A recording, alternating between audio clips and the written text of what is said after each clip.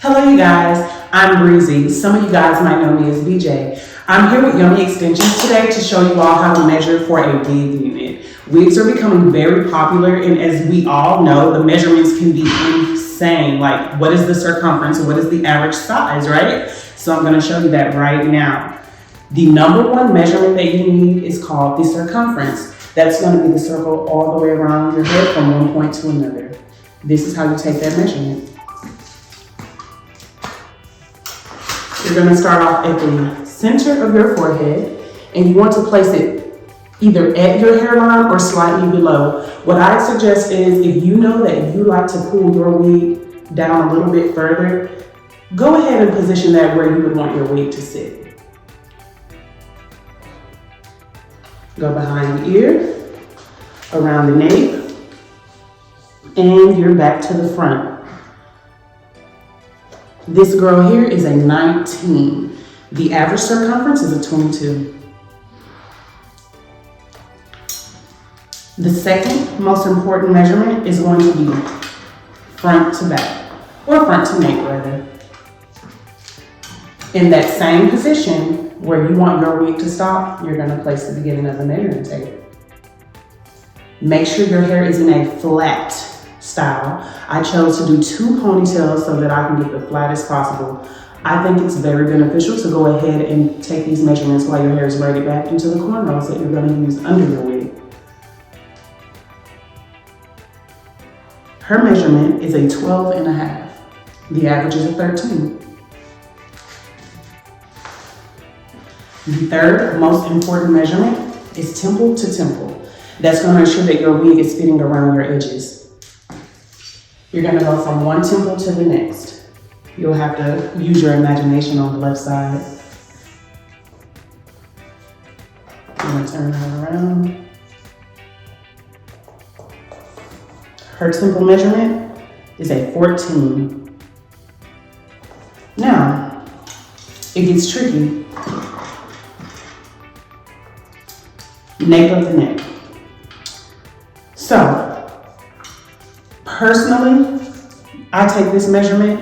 I do everyone as a 4 just because it makes it easier. Some people cut their hair, some people don't even like it all the way down. But for the sake of this video, you're going to take it from one portion of the hairline to the next. See what I mean? She's a 4. Now, are you wearing a closure wig or are you wearing a frontal wig? This next measurement is really good for you girls that like your frontal units. You're gonna go ear to ear across the front.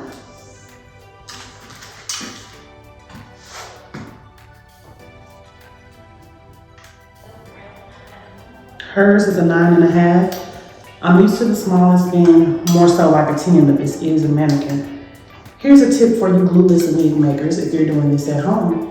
If you want your wig to be glueless, whatever measurement you take from ear to ear, subtract 1 inch. It's gonna make a perfect flawless fit.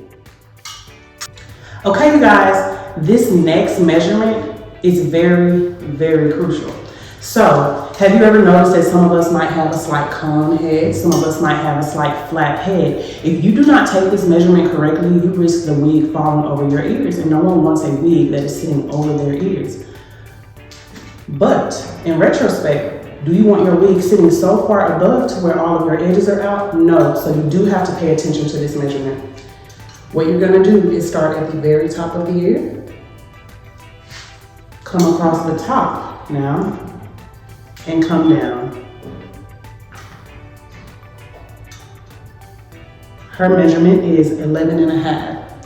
Now, in some instances, she may have had a cone. You would have saw a larger measurement. It would have been like a 12.5. So if someone's a 12.5 and we're accidentally measuring them at a 10, what does that mean? They have spent all of this money and now their wig is too small.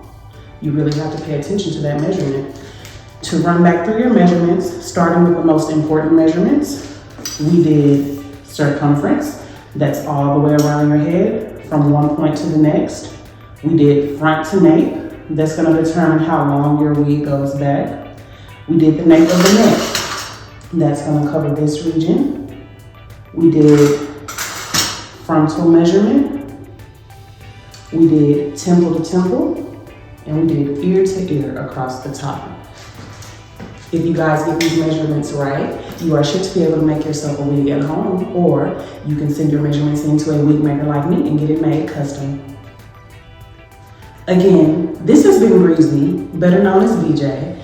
Be sure to like, subscribe, and comment, and tune into our next video.